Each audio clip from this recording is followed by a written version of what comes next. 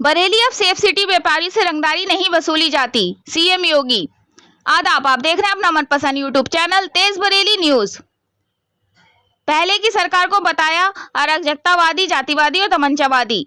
विकास के साथ सीएम के भाषण में अयोध्या के राम मंदिर और अन्य धर्म स्थलों का भी जिक्र। बरेली, मुख्यमंत्री योगी आदित्यनाथ ने कहा कि पिछली सरकार में जातिवादी, अराजकतावादी और तमंचावादी संस्कृति हावी थी। व्यापारी दहशत में थे, उनसे रंगदारी वसूली जाती थी, बेटियां स्कूल नहीं जा पाती थी। मगर भाजपा की सरकार में महानगर स्मार्ट बने रहे हैं, प्रदेश का तेजी से विकास हो रहा है। बरेली अब सेफ सिटी है, व्यापारियों से रंगदारी नहीं वसूली जाती। अपराधी सीना तानकर चलते थे, वो अब तख्ती टांगकर अपनी जान की भीख मांग रहे हैं। सीएम ने कहा कि उनकी 6 साल की सरकार में 35 लाख करोड़ का निवेश यूपी में आया है, इससे 1 करोड़ से अधिक युवाओं को रोजगार मिलेगा। बरेली कॉलेज हॉकी ग्राउंड में भाजपा के महापौर प्रत्याशी डॉक्टर उमेश गौतम के समर्थन में आयोजित चुनावी सभा में सीएम ने सपा पर अप्रोक्ष रूप से जमकर निशाना साधा। सपा का नाम लिए बिना उन्होंने कहा कि पिछली सरकार में अपराधी सीना तानकर चलते थे, न व्यापारी सुरक्षित थे, न ही बेटियां स्कूल जा पाती थीं। महानगर कूड़े के ढेर में बने थे। उनकी 6 साल की सरकार में उत्तर प्रदेश में सुरक्षा का वातावरण बना है, महानगर स्मार्ट बनने की ओर अग्रसर है।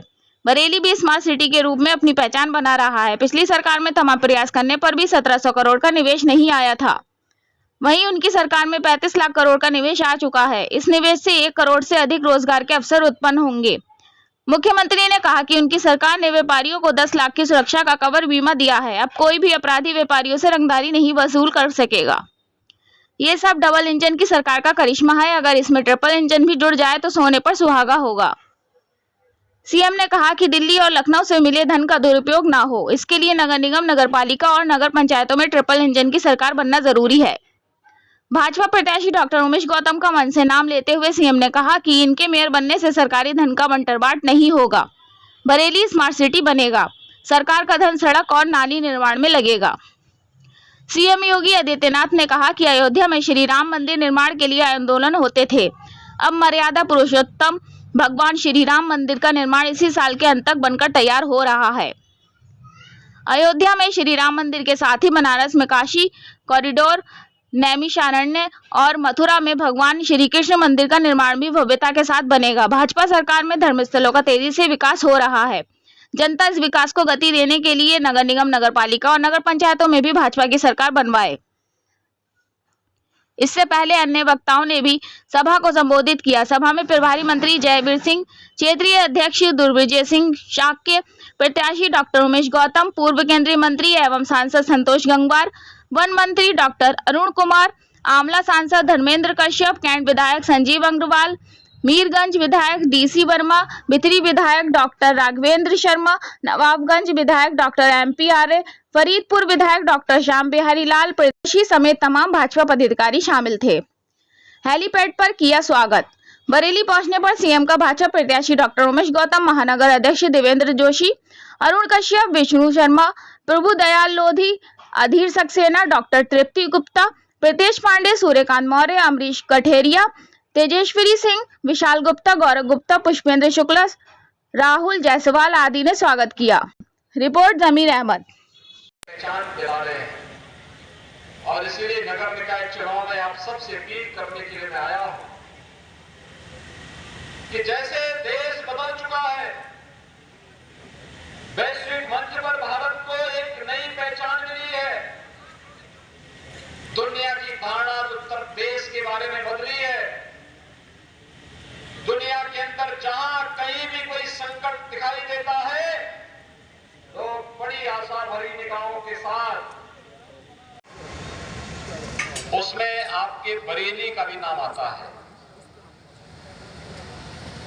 हर 6 महीने में एक बार यहां कर्फ्यू लगता था। पर्व और त्योहार, भय और दहशत के साये में आयोजित करने के लिए हर आस्थावान नागरिक मजबूर होता था। पहचान दिला रहे हैं और इसीलिए नगर निकाय चुनाव में आप सबसे अपील करने के लिए मैं आया हूं कि जैसे देश बदल चुका है, वैश्विक मंच पर भारत को एक नई पहचान मिली है, दुनिया की धारणा उत्तर प्रदेश के बारे में बदली है। दुनिया के अंदर जहां कहीं भी कोई संकट दिखाई देता है तो बड़ी